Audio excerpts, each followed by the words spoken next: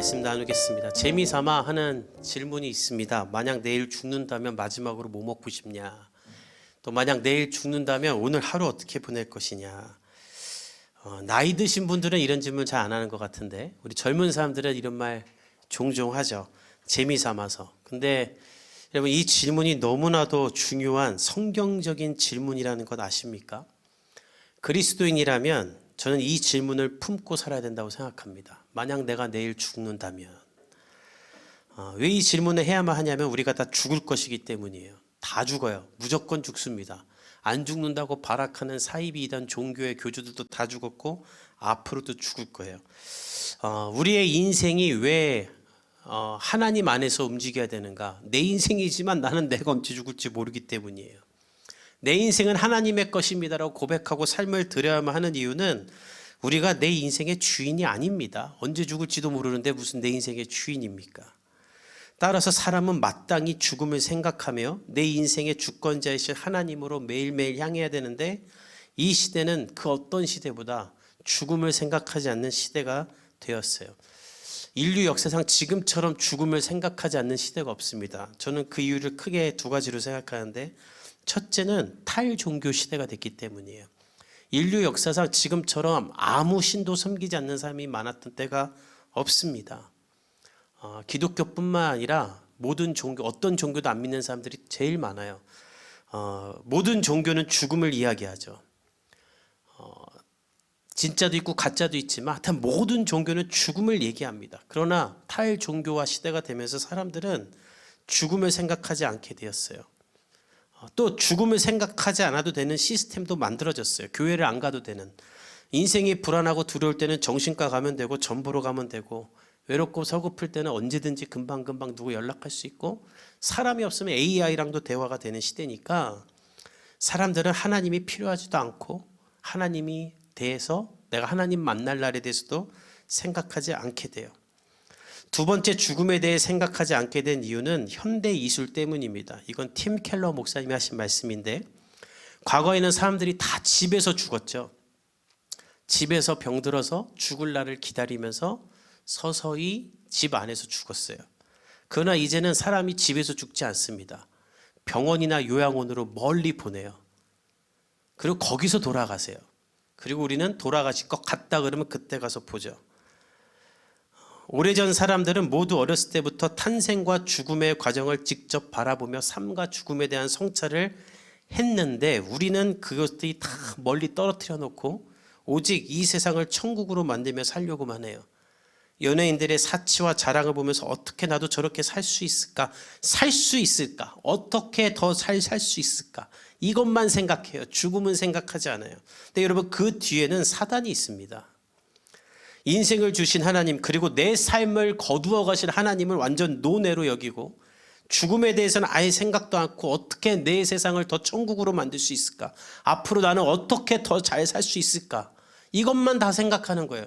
그러니까 세상이 더 매정해지는 거예요. 부유해지면 부유해질수록 매정해져요. 왜냐하면 앞으로 100살을 살아야 되는데, 그러려면 내가 지금 더 가져야 되거든. 내 노후를 책임져야 되거든. 그러니까 내가 더 갖고 있어야 나중에 노후가 안정이 되니 야박해지지 않을 수 있겠나요? 저는 여러분들에게 묻고 싶습니다. 여러분들은 죽음에 대해 생각하고 있습니까? 오늘 이 예배에 여러분들이 죽음에 대해 생각하기를 원합니다. 내가 만약 내일 죽는다면 내 인생은 예수님 앞에 어떤 삶이었을까? 만약 내가 오늘까지만 살고 죽는다면 나는 마지막으로 예수님께 무엇을 구할까? 30년 뒤, 40년 뒤, 50년 뒤에 반드시 다 죽을 텐데 나는 그 죽음을 어떻게 지금 살고 있는가, 준비하며 살고 있는가? 오늘 본문이 예수님이 이것에 대해 얘기하는 말씀이에요. 우리 35절에서 38절까지 읽어봅시다. 시작. 허리에 띠를 띠고 등불을 켜고 서 있으라. 너희는 마치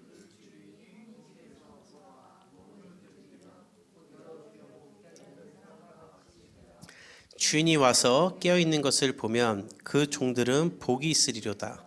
내가 진실로 너에게 이르노니 주인이 띠를 띠고 그 종들을 자리에 앉히고 나와 수종들리라.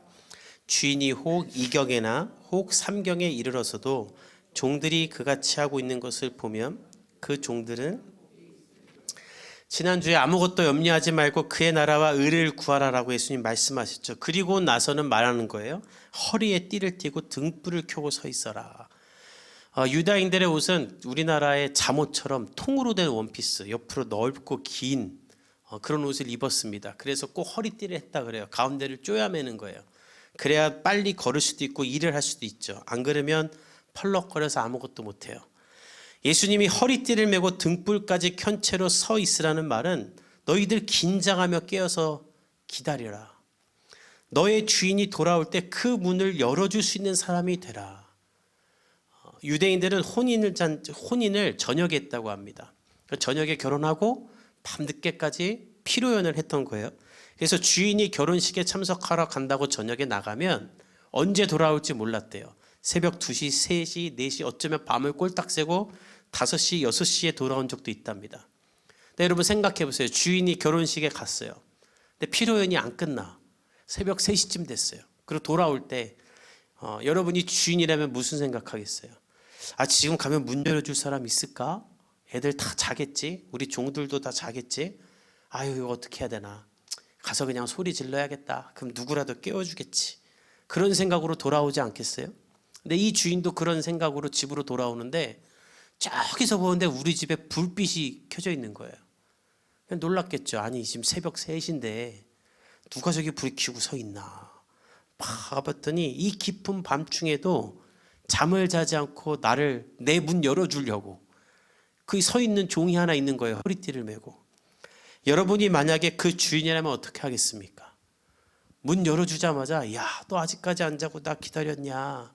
그냥 자지. 내가 소리 지르면 되는데 고맙다. 그리고 나서 오히려 섬겨주지 않겠어요? 예수님이 그 말하는 거예요. 내가 이 세상에 다시 올 때가 있다. 분명히 다시 온다. 재림한다. 근데 그때 너희들을 심판하고 또 구원할 텐데 너희는 그때 허리에 띠를 띠고 등불을 켜며 나를 깨어 기다리는 사람이 될 수 있겠느냐. 우주적 종말이든 개인적 종말이든 무조건 너는 일단 죽고 나를 만나는 때가 올 텐데 너는 그때에 깨어 나를 맞이할 준비를 하고 살고 있느냐. 오해하지 말 것은 맘 편히 잠도 자지 말라는 말이 아닙니다. 또 예수님 언제 오실지 모르니까 종말을 기다리고 살라는 시한부적 종말론을 말하는 것이 아닙니다. 죽음을 생각하지 않고 그냥 이 세상을 어떻게든 천국으로 만들고 세상의 기쁨을 가지고 더 놀고 먹고 마시고 무엇을 더 가질까만 생각하는 이 시대 가운데 잠들어 있는 자가 되지 말고 예수님이 다시 와서 나를 만날 때 그 예수님 앞에 나는 영적으로 깨어 예수님을 만날 수 있는 준비가 되어 있는가. 예수님은 그 사람들이 있다면 내가 그 사람의 수종을 들어주겠다라는 거예요. 지난주에 먼저 그의 나라와 의를 구하라. 그리하면 모든 것을 더하신다는 말과 같은 의미예요. 나를 위해 이 세상의 쾌락 가운데 빠져 있지 않고 어둠 가운데 함께 잠들어 있지 않고 깨어서 나를 기다리는 사람은 내가 돌본다는 거죠. 여러분 우리가 이 본문에서 꼭 기억해야 될 게 있어요. 사단은 우리에게 항상 속입니다. 그래서 어떻게 말하냐면 야 교회 다니고 신앙생활 하다 보면 포기할 것이 너무 많지 않냐? 매주 일요일마다 놀지도 못하고 잠도 못 자고 친구도 못 만나고 교회 가야 되고 또 해야 될 것도 많고 야 그런 종교를 왜 다니냐? 그러면서 사단은 우리에게 포기해야 될 것만 얘기해 줘요. 그러나 예수님은 우리에게 어떻게 말하는가? 포기할 것만 있는 게 아니라 너가 나를 위해 포기하면 그만큼 그 이상으로 내가 너를 채워주고 너의 수종을 들리라. 우리가 먼저 그의 나라와 의를 구할 때 사단은 너 꼬라지나 살펴라. 야 세상을 왜 포기하냐? 젊음이 아깝다. 기독교를 벌어라. 하나님의 들에 꽃도 돌보고 까마귀도 돌본다는데 네가 교회 좀 안 다닌다고 너 안 돌봐주겠냐? 그냥 적당히 교회 다녀. 그리고 너 그렇게 살면 결혼할 사람도 없어. 이렇게 우리에게 예수를 포기하라고 말하지만 그거 아니라는 거예요. 그건 마귀가 하는 소리라는 거예요. 지난주에 돌아가신 이어령 박사님의 그 강의를 들었는데 이분이 그리스도인이 됐다고 하자 주변 사람들이 찾아와서 조롱했답니다. 주변 지식인들이. 야, 너 시대의 지성이라는 사람이 너 예수쟁이 됐다며 어떻게 과학을 믿는 사람이 너 하나님을 믿는다 그러냐. 야, 너 부끄럽지 않냐? 조롱을 하더래요. 그러면서 가장 많이 하는 말이 하나님을 봤어? 뭐 하나님을 자다가라도 봐갖고 지금 하나님 믿는 거야? 이렇게 묻더래요. 그래서 이효령 박사님이 아니 아직 하나님 못 봤어. 그렇지 그나마 다행이다. 난 네가 완전히 모든 지성을 버리고 그냥 이렇게 예수자인가 된 줄 알았다. 이렇게 얘기하더래요. 그래서 그때 이효령 박사님이 이렇게 말했대요. 대신에 마귀는 봤어 그랬대요. 그러니까 친구들이 깜짝 놀라면서 아니 마귀를 어떻게 봤어? 그때 이효령 박사님이 이렇게 말했답니다. 네가 마귀다. 네가 마귀다. 여러분, 여러분에게 예수 믿는 것 때문에 포기하는 거 많다고 말하는 사람이 있다면 그 사람이 마귀예요. 속이는 거예요. 예수님은 분명히 말해요. 너가 먼저 그의 나라와 의를 구하면 모든 것을 내가 책임져 줄게. 너가 세상에서 즐기는 것을 포기하고 깨어서 나를 기다리고 거룩과 정결함으로 힘쓴다면 내가 너의 수종을 들어줄게. 예수님은 말하는 거예요. 나를 믿을 때 포기할 것이 많지만 기억해라. 너는 구원을 얻을 것이고 하나님을 아빠 아버지라 부를 수 있으며 복음의 능력을 얻을 것이다. 세상의 어떤 기쁨보다 더 큰 기쁨, 술 취하는 기쁨은 잃어버리지만 성령으로 충만한 기쁨을 얻을 수 있으니 세상과 함께 잠들어서 쾌락 가운데 뒹굴지 말고 램프에 불을 켜고 허리에 띠를 끼고 서서 예수님을 기다리는 삶을 살라는 거예요. 그리고 39절 40절에는 이렇게 말씀하십니다. 읽어봅시다. 시작. 너희도 아는 바니 집 주인이 만일 도둑이 어느 때에 이를 줄 알았더라면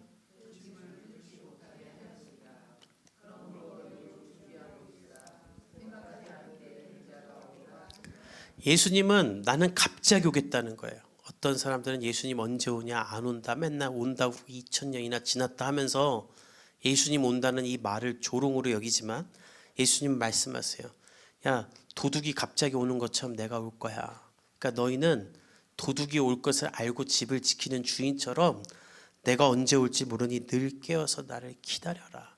그리고 그러기 위해 힘쓰라는 거예요. 이거 쉽지 않은 일이에요. 그래서 여러분들 이거는 다짐해야 되는 거예요. 지난주에 한 너무나 존경받는 목사님이 이런 말씀하신 걸 들었어요. 본인은 성경 보고 기도하는 게 쉽지가 않더래요. 어려운 것들이에요. 근데 존 파이퍼 목사님이 강의를 하면서 이런 말 했대요. 나는 성경을 읽기 위해 애씁니다. 그 말 듣고 충격을 받았대요. 아니 존 파이퍼 목사님, 목사들의 목사라 불리고 정말 전 세계적으로 가장 많은 사람들이 존경하는 이 목사님, 성경을 그렇게 사랑한다는 이 목사님도 성경을 읽으려면 애쓴다고? 존 파이퍼 정도 되면 성경이 너무 좋아서 그냥 성경 맨날 피고 사는 줄 알았는데 그분도 성경을 보기 위hen 애쓰는구나. 그게 위로가 됐대요. 야, 성경이 그냥 읽어지는 사람은 없구나. 나도 애써야 되는구나. 사랑하는 성도 여러분, 모든 목사도 성경보다 유튜브가 재밌습니다. 기도하는 것보다 넷플릭스가 훨씬 재밌습니다. 제가 왜 꼬박꼬박 1년에 2번씩 기도원 가겠습니까? 그 산골짜기에 밥이라고는 김치하고 멸치밖에 안 나오는 거기 가서 제가 왜 들어가 있겠습니까? 저도 거기 가서 기도해야 기도할 수 있기 때문에 깨어있기 위해 여러분들을 위해 기도하기 위해 발버둥 치는 거예요. 예수님은 말하는 거예요. 이거 그냥 되는 사람 없으니 너희들 내가 언제 올지 모르니 그때까지 깨어 기다리라. 너무나 감사한 건 우리 성도들 가운데 이런 발버둥이 시작된 거예요. 셀모임 때 들어보니까 자기 전에 찬양을 꼭 한 곡 하고 자는 사람이 있더라고요. 또 제가 선물한 책 읽고 자는 사람도 있고 기도하고 자는 사람들이 있고 여러 모양으로 하나님 앞에 자신의 영을 깨우는 사람들이 시작됐어요. 너무나 감사해요. 성령님이 여러분을 만지고 있는 증거예요. 여러분 이거는 목회자나 어디 수도원에 들어가 있는 사람들만 그렇게 사는 게 아니라 우리 모두가 다 그렇게 하나님 앞에 깨어 있어야만 합니다. 베드로가 이것에 대해 질문하는데 우리 41절을 읽어봅시다. 시작. 베드로가 여짜오되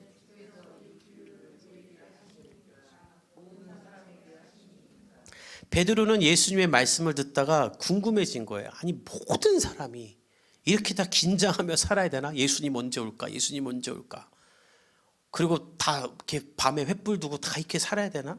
어떻게 이렇게 세상에서 사는데 이렇게 살 수 있을까? 목사나 신학생들이 이렇게 사는 거지. 이거 지금 우리 모두 이렇게 살라는 건가? 베드로가 그걸 묻는 거예요. 그러니까 성경이 참 위대한 건 2000년 전인데 우리의 갖고 있는 질문을 다 미리 적어 놓은 거예요. 예수님께 베드로는 이것을 묻자 예수님이 대답해 주시는데 우리 42절에서 44절까지 읽어봅시다. 시작. 주께서 이르시되 지혜 있고 진실한 청지기가 되어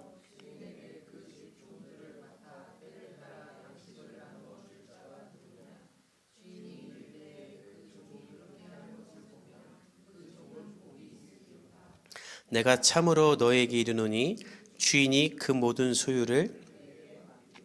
예수님은 베드로의 질문을 듣고 다시 비유로 대답을 해주시는데, 지혜 있고 진실한 청지기가 되어 주인에게 그 종들을 맡아 때를 따라 양식을 나눠줄 자가 누구냐. 이 청지기는 우리 시대로 따지면 비서실장 같은 사람, 어떤 실세, 주인이 가장 신뢰하는 사람이라고 생각하면 돼요. 주인이 멀리 출장을 갔다고 생각해 보세요. 그러면 그 집을 누가 다스릴까요? 이 청지기가 전적으로 다스리는 거예요. 근데 그때 지혜와 진실로 가득한 청지기는 때를 따라 그 밑에 있는 종들에게 양식을 주고 월급을 주고 또 일을 시키고 하면서 집을 잘 지키죠.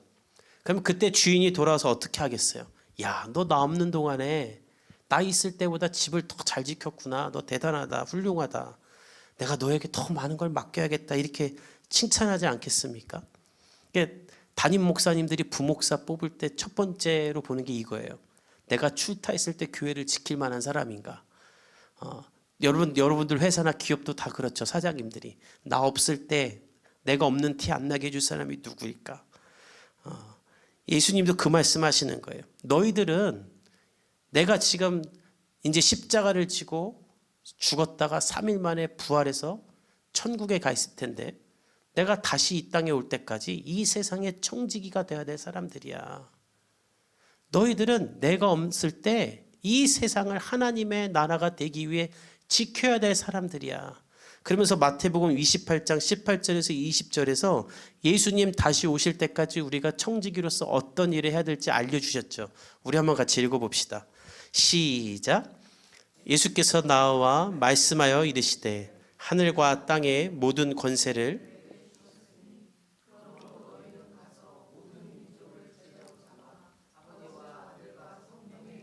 세례를 베풀고 내가 너희에게 분부한 모든 것을 가르쳐 지키게 하라. 볼지어다 내가 세상 끝날까지 너희와 항상 함께 있으리라 하시리라. 예수님이 승천하시면서 마지막으로 남긴 말이 뭐예요? 너희들에게 모든 권세와 능력을 줄 테니 복음을 전하고 사람들을 나로 이끌고 말씀을 따라 살도록 해라. 세상과 같이 어두움 가운데서 놀고 즐고 먹고 자고 있지 말고 내가 이 세상에 다시 올 때까지 너희는 청지기로서 복음을 전하고 그의 나라와 의를 기하고 띠를 띠고 램프에 불을 켠 채로 살아라. 그러면 내가 너희들에게 더 많은 것을 주며 복을 주고 더 많은 것을 맡기겠다. 이게 예수님이 오늘 우리에게 주시는 말씀이라는 거예요. 사랑하는 성도 여러분, 여러분에게 이런 일이 시작되기를 간절히 축복합니다. 내가 하나님 나라를 위해 살 때 하나님이 날 위해 계시는 것을 경험하는 이 복, 내가 주를 위해 살기로 결단하고 세상을 포기하고 하나님을 기다리며 하나님만을 사랑할 때 하늘에서 내리는 복, 그래서 그것을 보고 사람들이 저 사람은 하나님이 복 주시는 사람 같아 라는 것을 여러분 모두가 다 들어야 돼요. 여러분, 그렇게 되기를 예수님의 이름으로 축복합니다. 누가 여러분들을 얘기할 때 저 사람 열심히 살아서 잘된 사람이야, 이거 말고, 저 사람 공부 많이 하고 똑똑하고 저렇게 잘된 사람이 이거 말고, 저 사람은 뒤에 하나님이 있는 것 같아. 여러분들이 이 말을 다 들어야 된다고요. 근데 그 말을 들으려면 첫 번째 조건이 뭔가 깨어 예수님만 바라보며 먼저 그의 나라와 의를 구하고 세상 가운데 하나님의 청지기로서 살기로 결단하는 것. 이 믿음의 길을 걸어갈 때 하나님은 반드시 여러분에게 복 주시고 여러분을 높여주시고 뿐만 아니라 여러분의 수종까지 들어주신다고요. 할렐루야. 이 삶으로 우리가 뛰어들어야 돼요. 사단은 어떻게 말하는가? 야, 예수님이 언제 온다는 거야? 야, 2000년 동안 예수님 온다고 기다렸던 사람들 다 죽었다. 이러면서 이거를 무시하게 만들어요. 근데 그때 예수님이 그렇게 사는 사람은 어떻게 되는지도 오늘 말씀하세요. 45절에서 46절까지 먼저 읽어봅시다. 시작. 만일 그 종이 마음에 생각하기를 남녀 종들을 때리며 먹고 마시고 취하게 되면 생각하지 않은 날 알지 못하는 시각에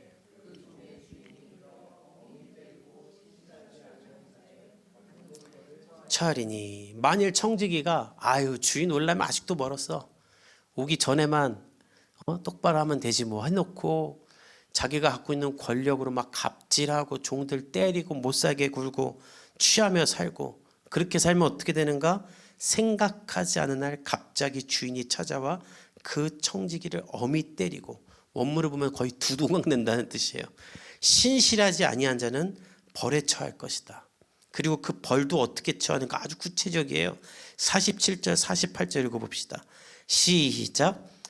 주의 뜻을 알고도 준비하지 아니하고 그 뜻대로 행하지 아니한 종은 많이 맞을 것이요 알지 못하고 맞을 일을 행할 종은 적게 맞으리라. 무릇 많이 받은 자에게는 많이 요구할 것이요 주인의 뜻을 알고도, 다시 말해 집을 잘 맡아달라는 의중을 알고도 안 한 사람은 많이 맞는다. 그러나 잘 몰라서 못한 사람은 적게 맞는다. 이게 무슨 말일까요? 복음의 교회처럼 좋은 교회 다니면서 하나님 말씀 잘 듣고 어떻게 사는 게 하나님 뜻인지 다 알면서도 안 짓는 사람 더 많이 맞는다는 거예요.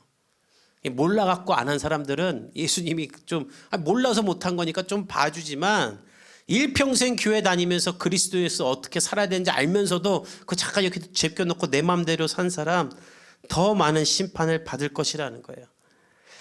사랑하는 성도 여러분, 예수님은 베드로의 질문에 분명히 대답하는 거예요. 야, 목사만 마지막이 있냐? 너희들도 다 마지막이 있잖아. 너희들도 내 앞에 설 그때를 기다려라. 그리고 깨어서 청지기로서 살아라. 사랑하는 성도 여러분, 오늘 이 말씀을 통해 내 인생의 마지막이 있음을 기억하고 하나님 앞에 설 것을 생각하면서 내 인생을 어떻게 살까? 청지기로 살아야겠다.